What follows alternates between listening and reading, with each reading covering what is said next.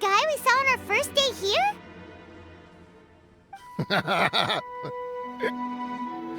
Everyone's gone crazy. Everyone should get out of here. They'll never wake up. But I was right, my precious. You are invincible. Precious? What's his precious? A miracle machine. Definitely not impossible. I think he's referring to that machine. What a drunkard. Oh, goodness. The smell of alcohol. Mein Fräulein, please allow me to fan the fumes away with my wings. Excellent. Please, fan them away from me, too. Certainly. I've checked the surroundings, but there's no one else here. Isn't that strange? The Fatui is a big organization, but he's the only one left at this camp. What's more, we didn't even see him the last time we were here. Even the larger gentleman from the first time is missing. I think they must be hiding somewhere. As for why they may be hiding, I'm afraid we'll have to ask him. But he's as drunk as tone-deaf Bard! Should we wait for him to sober up? Cleanse him with the holy spring of punishment. Mein Fräulein means to splash him with water. Ooh, sounds like a good idea! Let's try.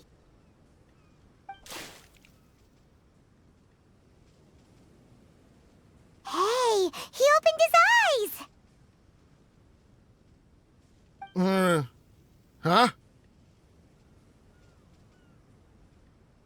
Hey, are you one of the Fatui? Can you tell us what happened here and what that machine is for? Fatui? Ha! Fatui! Those blockheads from the administration will regret it now! That's what you get for rejecting my research and forcing me to conduct my research on this deserted island. My precious! My precious! Why is he crying? Looks like he has a lot of pent-up emotions. You mocked me! And my precious invention! You don't know anything about the future. Only my invention can help us conquer the world! Idiots! Such idiots! Ow! Don't hit me! I won't blow up the lab again. I'm sorry. I didn't mean to. This man's gone insane. There's no way we can communicate with him. He wasn't like this when we first met him. It looks like the effects have grown worse, to the point of driving him mad. My manuscript. My manuscript. Only that can save. Manuscript? Where is it?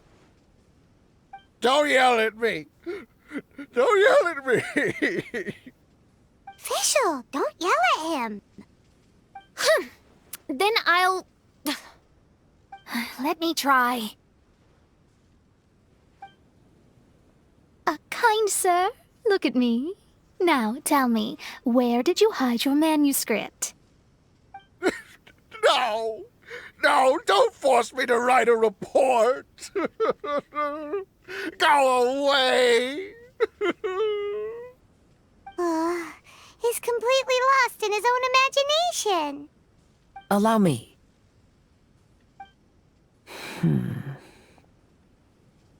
Please excuse me.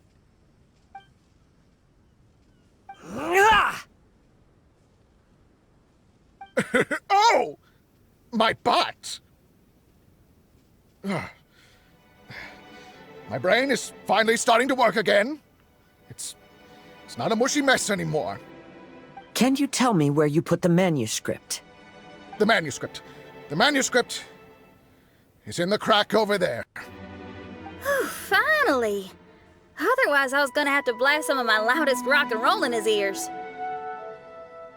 Kazuha hesitated for a long time before making a move. He's so nice.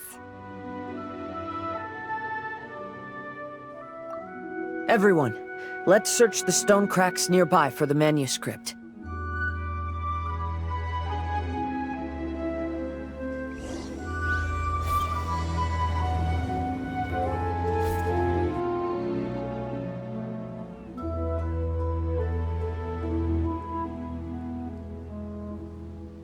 Found it!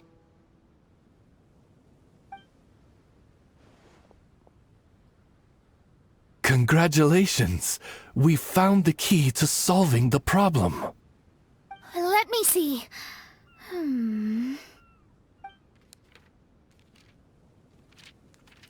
Just as I thought. This machinery, named cognitive mimicry, is capable of altering the state of people's brains. It was invented by the researcher we met earlier. His name is Persakov. According to the manuscript, the Fatui officials did not support Persakov's research. They believed he had taken the wrong path. But Persakov insisted on putting his machine to use. In order to achieve that, he disassembled the machine and used his connections to transport the parts to this deserted island. How did they find this island? The Fatui's intelligence network is not to be underestimated. Persakov was dead set on carrying out his experiments on this island. Most of his subjects were junior Fatui soldiers who all signed a waiver beforehand. It looks like they really thought this machine would benefit the Fatui. How does the machine work? That's most likely top secret. The manuscript didn't reveal any details, but Persakov did mention that the machine was modeled after the power of a god. Does that mean there's a god connected to these dreamlike mirages, and the Fatui found a way to research it? Clearly. Otherwise, they wouldn't have been able to reproduce the god's power.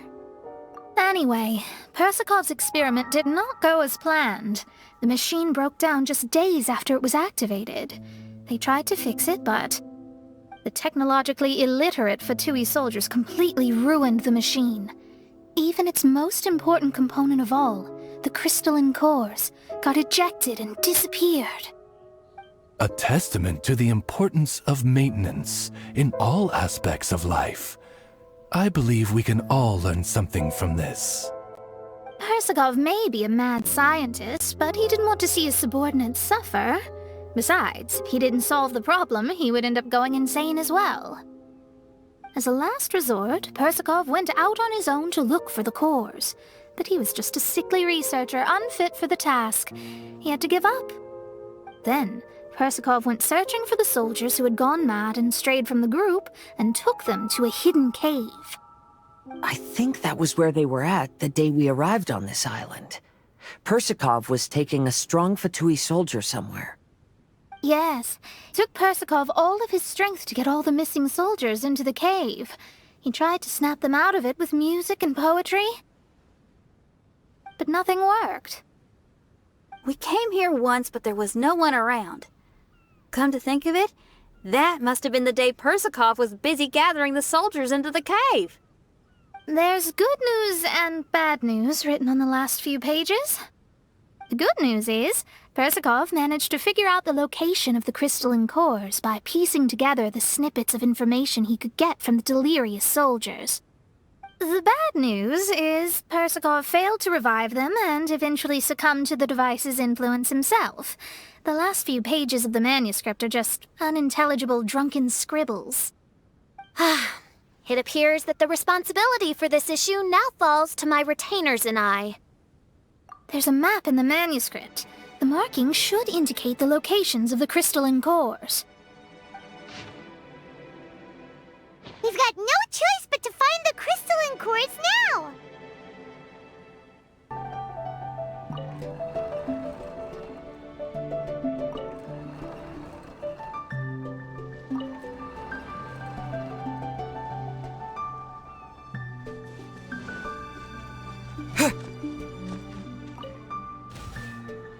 This should be one crystalline cores mentioned in the manuscript.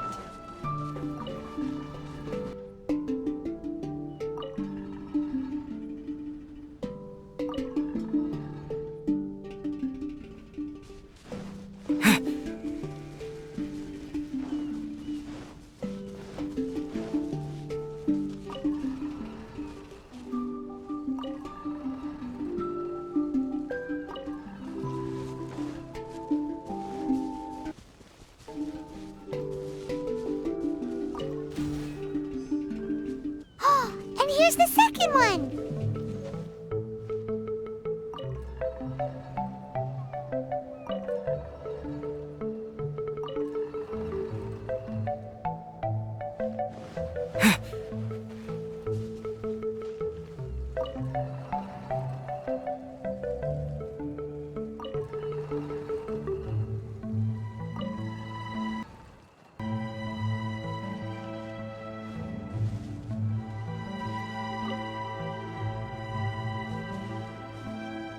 We found all the crystalline cores! Let's put them back into the machine! We've inserted all of the crystalline cores, Mona. Is that all we needed to do? I think so. That's what the manuscript says, anyway. Let's give it some time. Hopefully it'll return to normal.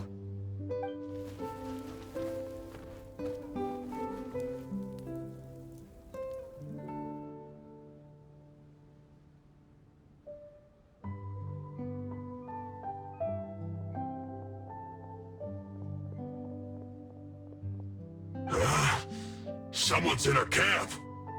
Hey, who are you people? Hold on, look at the machine. Is it fixed? What? But Mr. Persikov is still lying on the ground over there! We're the ones who fixed the machine! Yeah, you're welcome! We could have had a nice, relaxing vacation if all of this hadn't ended up occupying so much of our time. Apologize to me and my retainers at once. Huh? Oh no, I'm out of here. Hey! Don't leave me here on my own! Mr. Persikov's still there! We need to save him! Those two definitely seem a little more lucid now. It looks like we succeeded. Yay! Let's get out of here then! Paimon wants to spend the rest of this vacation back at our own camp. Yeah, but it feels like our camp now. Kinda like our temporary home. Then perhaps we should call it the Embassy of the Imanakreich and Dodoland. Huh? No! That's too many words! Paimon would prefer something easy to remember. Come on, let's go home now.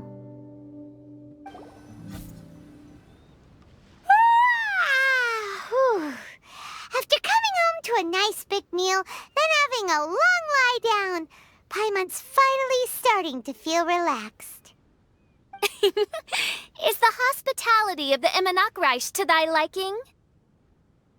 Paimon's loving it. Wonderful.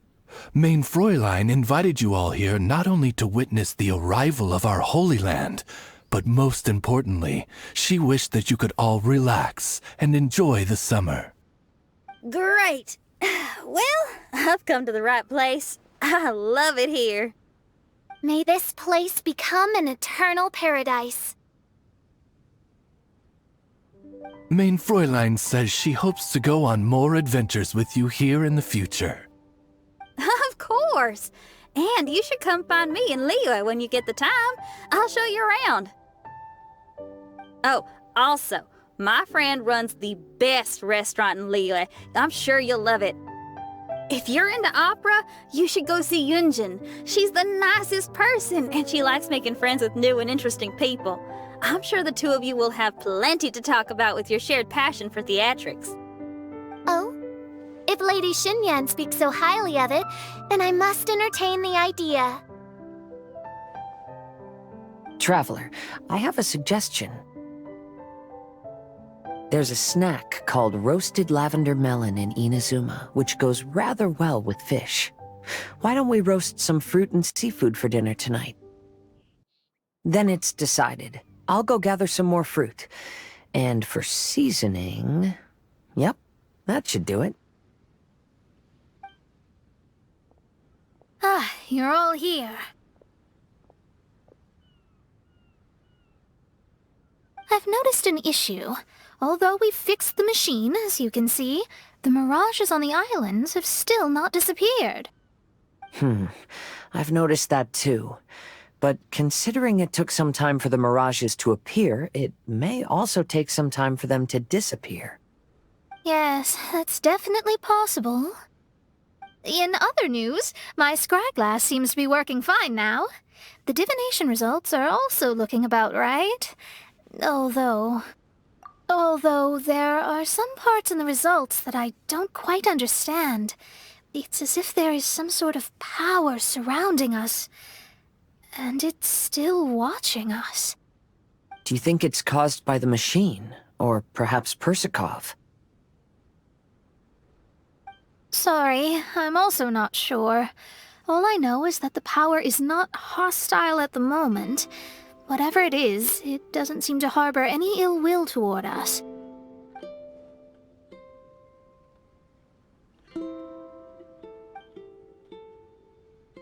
Well, although there's nothing left to disturb us and we can finally kick back and enjoy our vacation, we still ought to be cautious while we're on these islands.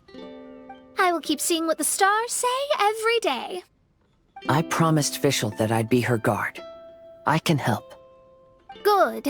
I'll be counting on you. Goodness knows why those girls are so carefree about everything. I suppose it falls to me to be extra vigilant. Oh, coming. Oh, so we're gonna call the tone-deaf bard, right?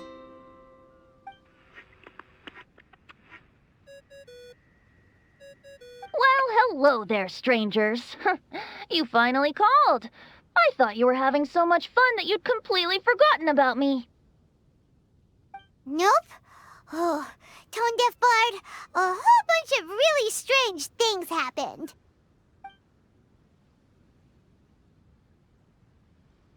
A strange machine that can imitate the power of a god? Wow. I didn't know the Fatui had plans like that. Their imaginations are truly running wild. So, judging from your tone, it sounds like you don't know any more about this than we do. Alas, I am but a humble bard who sings for his Mora in the tavern. Why would I know anything about it? Ugh, so annoying. But other than that, did you two have fun? We did! We ate a lot of yummy food and saw loads of amazing things! It was really cool! That's good. The point of traveling is to record any feelings stirred along the way. As long as you had an unforgettable experience, this journey has served its purpose. As for the mysterious voice, although we don't know who it was, not only did she not harm you, she also helped you to gain a better understanding of each other, right? If you look at it that way, maybe she meant you well.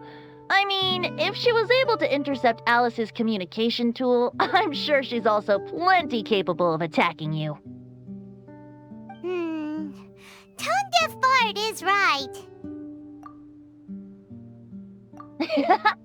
I'm glad to bring you some peace of mind. Just enjoy your vacation to the fullest. And don't forget to tell me all about the marvelous mirages when you get back. I want to record all these beautiful memories and turn them into ballads. Every summer will become an unforgettable song. Then I'll just wait for your return. Happy vacationing! If Tone-deaf bard thinks it's okay, then maybe there's nothing to worry about.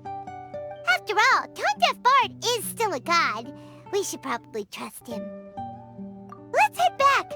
We don't want to keep everyone waiting. Hold on. Didn't Fischl say earlier that she's going to catch some crabs? Oh, Paimon wants to go too!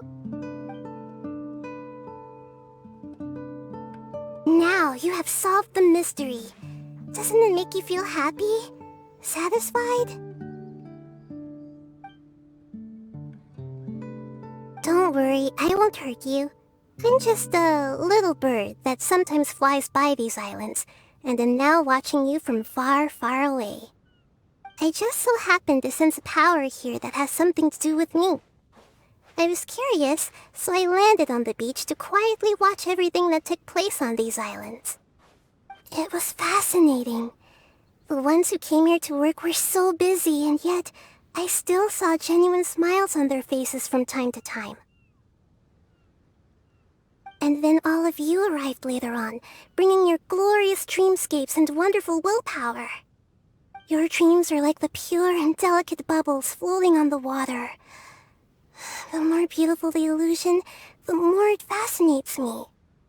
I'm not able to travel myself, but I do admire free spirits like yourself. So, I helped them design a little something for you all.